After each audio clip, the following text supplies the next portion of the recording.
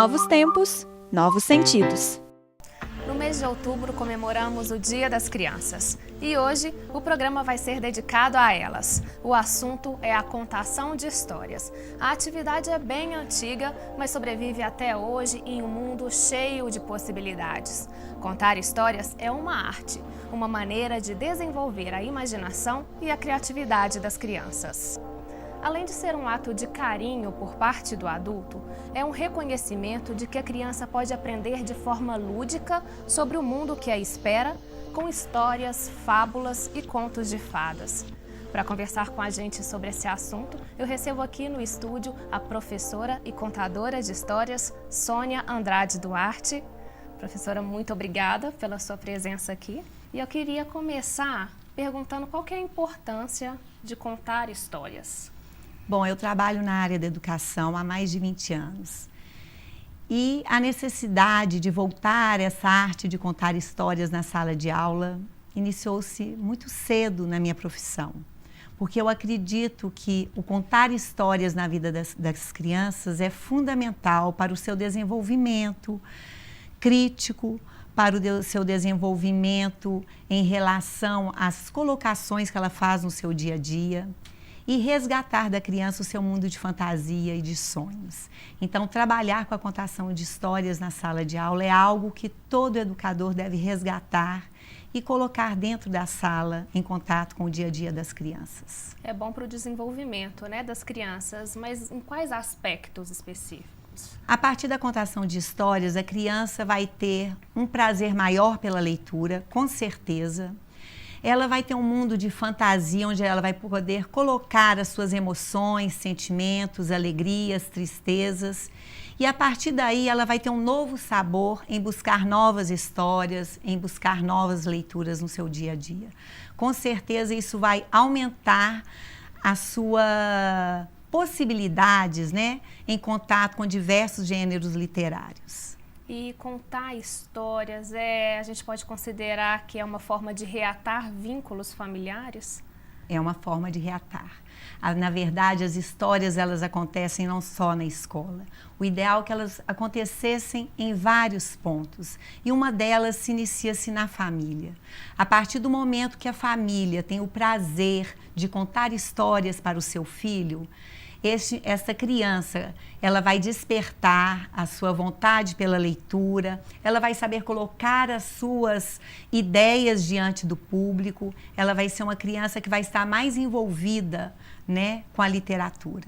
E, consequentemente, também ajuda na educação dessa criança? Com certeza ajuda na educação dessa criança, porque a partir das histórias você vai abordar valores que vão ser fundamentais para ela no dia a dia e também no futuro como cidadão inserido na sociedade. E no mundo atual, onde a internet está muito presente, o desenvolvimento tecnológico, como que a gente faz para manter viva na criança essa vontade e curiosidade pela contação de história, por ouvir histórias? Quando você fala aí desse mundo, né, que está cercado da tecnologia, um mundo globalizado, onde a criança tem com muita facilidade, né, todos os recursos. Ela tem várias possibilidades. possibilidades. Várias possibilidades. Isso é um grande desafio para os contadores de histórias, aflorar na vida dessa criança o retorno à fantasia, o retorno às emoções, aos contos de fadas, as histórias que vêm passando de geração em geração.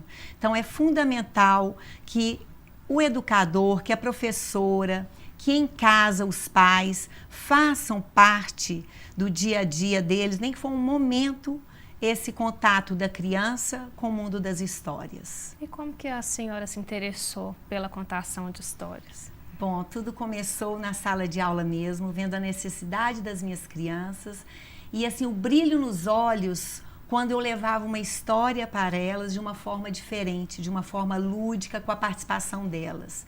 E eu acredito que é fundamental aí, no contador de histórias, fazer desse momento um momento de envolvimento realmente das crianças junto ao contador de histórias. Então, o que a gente tem que ter nesse momento? As crianças voltadas para você. E eu acho assim que é fundamental que você leve algo que desperte o interesse dessas crianças. Então, nas minhas contações, eu entro tocando um pandeiro, cantando uma música. E ao escolher a história, é fundamental que eu identifique essa história com aquilo que eu acredito e que eu possa levar para essas crianças para que possa transformá-las de alguma forma no seu dia a dia.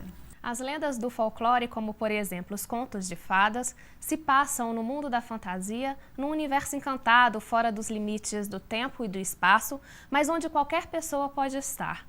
O mundo fantástico facilita a compreensão infantil, pois ele se aproxima da maneira como as crianças enxergam a vida. Ele vem todo requebrado, parece um boneco desengonçado. A gente vai enriquecendo aquilo que a criança traz, né? Que ela já traz algumas brincadeiras, traz algumas frases, né, de ditados populares. Então, a partir daí, a partir dessa vivência, a gente vai enriquecendo o vocabulário da criança. Nessa escola estadual, na região oeste de Belo Horizonte, os alunos são incentivados a ler. E o Danilo, que está aqui do meu lado, já lê com 7 anos, está no 2º ano e vai contar um pouquinho da história do lobisomem para a gente, né, Danilo? Diz a lenda que uma família com 7 filhos, homens, deve tomar cuidado, pois o último pode ser um lobisomem. Quando a lua fica cheia, ele fica um lobisomem. O encanto só se desfaz quando alguém vestido de branco, levando o crucifixo, olha profundamente em seus olhos e diz: vai embora, coisa ruim. Durante o ano a gente trabalha as adivinhas, as parlendas, porque as parlendas são ricas em rimas, em números, e isso é um material muito interessante para uma sala de alfabetização.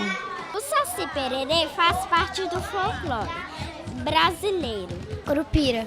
Ele tem um pé para trás e tem o cabelo vermelho. Nesta outra escola da capital mineira, da rede particular de ensino, os alunos também são incentivados desde cedo a darem asas à imaginação. Então nós começamos no maternal. Os meninos menorzinhos, eles ainda precisam muito dessa ludicidade, dessa contação de história. E todo mundo pensa que folclore são só as lendas. É Saci Pererê, é a Cuca, é o lobisomem, Curupira. E o folclore é muito mais do que isso, né? É lendas, é história, coisa que passa de geração para geração. E se você vê um tornado, é o Saci Pererê. Os pés deles são virados para trás com os dedos e aí para enganar os caçadores. Aí ele vai para frente e os caçadores vão para trás. Outros mitos estão surgindo, outras lendas estão surgindo, outras danças estão surgindo. Muita canção de Chico Buarque vai virar lenda, já virou folclore.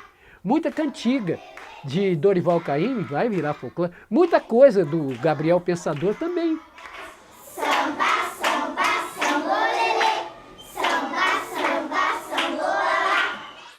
Como que esses elementos lúdicos eles devem ser trabalhados? Existe um limite entre o real e a fantasia? Na verdade, eu vou dizer que existe um limite entre o real e a fantasia.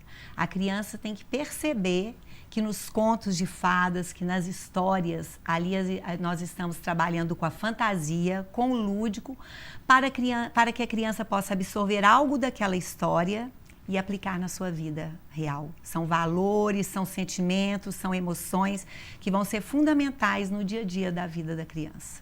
Muitos pais têm aquele momento, né, de ler histórias para os filhos. Existe uma diferença entre ler histórias e contar histórias? Eu acredito que a partir do momento que os pais já têm essa iniciativa em ler as histórias, isso já é um ponto fundamental na vida das crianças.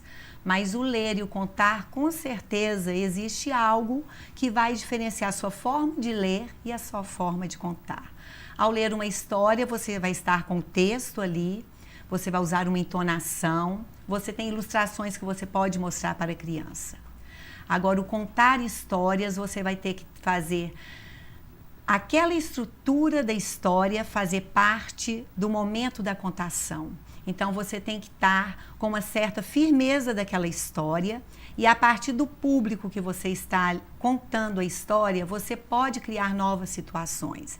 E aí é fundamental que você tenha uma presença muito grande, um envolvimento muito das crianças para que elas participem dessa história. Porque, na verdade, neste momento, elas não têm ilustrações, elas não têm escrita. Você vai ter unicamente a sua fala, os seus gestos no momento de lidar com aquela história. E é muito importante que, neste momento, as crianças também participam dessa história, se envolvam com a história que você está contando. Então, eu acredito que o contar histórias e ler uma história, todos dois têm o mesmo valor. Porém, exigem situações do momento de contar e de ler. Falando um pouquinho agora da sua experiência, né, dentro da sala de aula e com contação de histórias, a senhora nota uma diferença entre as crianças que têm mais contato com as histórias, né, com a contação de histórias, do que aquelas que não têm tanto contato? É uma diferença no desenvolvimento delas? É bem visível essa diferença. Aquela criança que tem um contato com o livro, seja ela o livro, uma forma de leitura que os pais fazem para ela, uma contação de história que eu faço dentro da sala de aula, isso vai levar a criança a buscar mais histórias, a ter um prazer maior pela leitura, um vocabulário com certeza mais rico e mesmo um envolvimento junto ao grupo, que a partir do momento que você conta, que você lê uma história, essa criança vai aprender a lidar melhor com o outro, a vivenciar melhor determinadas situações. Ela vai ser uma criança muito mais crítica, muito mais criativa, ela vai saber se posicionar diante de diversas situações. Então, o contar histórias e o ler crianças é fundamental para o desenvolvimento cognitivo, o desenvolvimento social da criança. Ok, professora, muito obrigada pela sua presença aqui no De nosso nada. programa. Obrigada a você que nos acompanhou. Continue ligado na nossa programação e entre em contato com a gente através das nossas redes sociais. Até semana que vem.